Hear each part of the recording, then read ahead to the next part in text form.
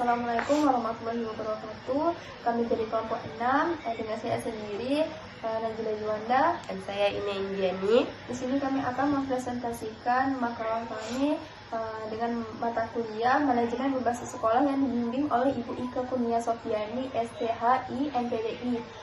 Dengan judul makalah Manajemen Pengembangan Kurikulum dan Pakem, Pembelajaran Aktif, Kreatif, dan Menyenangkan. Sebelum kita masuk ke materi pokok, yaitu manajemen kurikulum, pengembangan kurikulum, kita harus mengetahui apa itu manajemen dan kurikulum. Manajemen adalah proses penggunaan sumber daya secara efektif untuk mencapai sasaran. Nah, itu merupakan pengertian dalam Kamus Besar Bahasa Indonesia. Kurikulum adalah sesuatu yang direncanakan sebagai pegangan guna mencapai tujuan pendidikan. Apa yang direncanakan biasanya bersifat ide, suatu cita-cita tentang manusia atau warga negara yang akan dibentuk.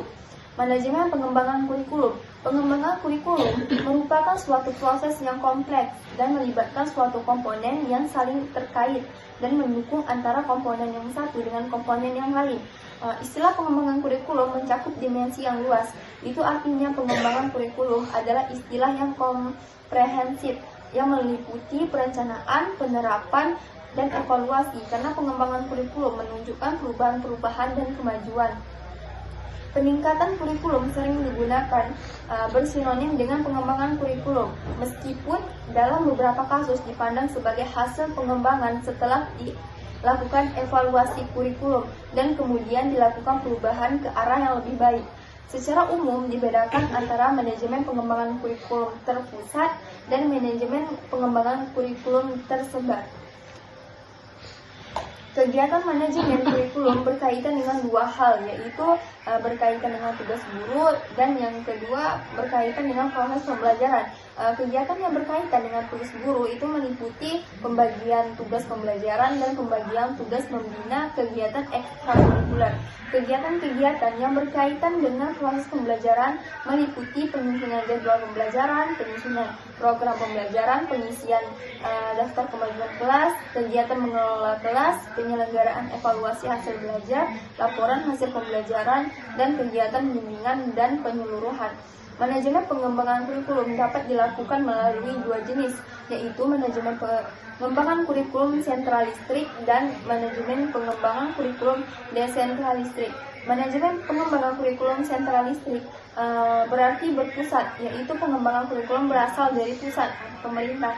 Manajemen pengembangan kurikulum desentralistik itu merupakan penyusunan desain, pelaksanaan, dan pengendalian kurikulum atau evaluasi dan penyempurnaan yang dilakukan secara lokal oleh satuan pendidikan.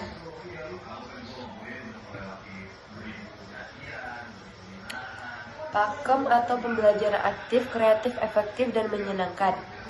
Yang pertama, pembelajaran aktif. Pembelajaran aktif merupakan pendekatan pembelajaran yang lebih banyak melibatkan aktivitas peserta didik dalam mengakseskan berbagai informasi dan pengetahuan untuk dibahas dan dikaji dalam proses pembelajaran di kelas, sehingga mereka mendapatkan berbagai pengalaman yang dapat meningkatkan pemahaman dan kompetensinya. Pembelajaran aktif dimaksudkan bahwa dalam proses pembelajaran, guru harus menciptakan suasana pembelajaran yang dinamis, penuh aktivitas, sehingga peserta didik aktif untuk bertanya, mempertanyakan, dan mengemukakan gagasan. Yang kedua, pembelajaran kreatif. Pembelajaran kreatif merupakan proses pembelajaran yang mengharuskan guru untuk dapat memotivasi dan memunculkan kreativitas peserta didik selama pembelajaran berlangsung dengan menggunakan beberapa metode dan strategi yang bervariasi, misalnya kerja kelompok, bermain peran, dan pemecahan masalah. Yang ketiga, pembelajaran efektif. Pembelajaran dapat dikatakan efektif jika mampu memberikan pengalaman baru dan membentuk kompetensi peserta didik, serta mengantarkan mereka kepada tujuan yang ingin dicapai secara optimal. Yang keempat, pembelajaran menyenangkan.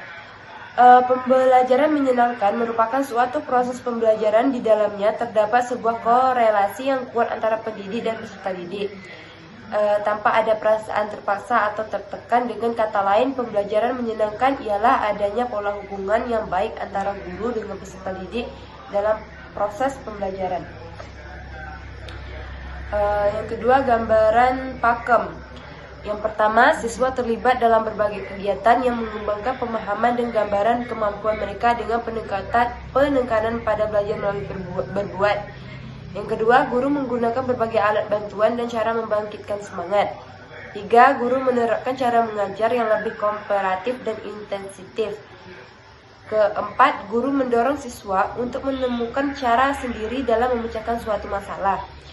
Kelima, guru mengelola kelas agar tercipta iklim pembelajaran yang kondusif dan mengendalikan jika terjadi gangguan dalam pembelajaran.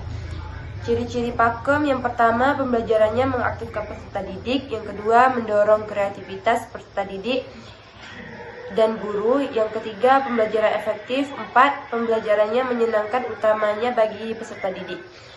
4. Penerapan pakem dalam proses pembelajaran.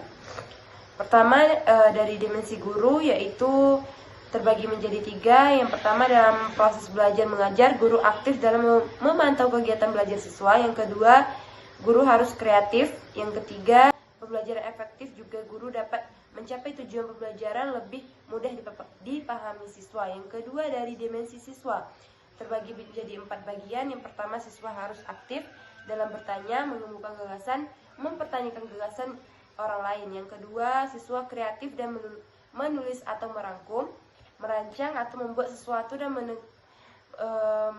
menemukan sesuatu yang baru bagi diri siswa. Yang ketiga, keefektifan siswa bisa dilihat dari penguasaan keterampilan yang dibutuhkan oleh siswa. 4. Pembelajaran yang menyenangkan dapat membuat siswa berani mencoba atau berbuat. Baik, sekian dari kelompok kami. Untuk pertanyaannya ditunggu pas kami presentasi. Lebih dan kurang kami mohon maaf. Jika ada kesalahan dalam ucapan, perkataan, mohon dimaafkan.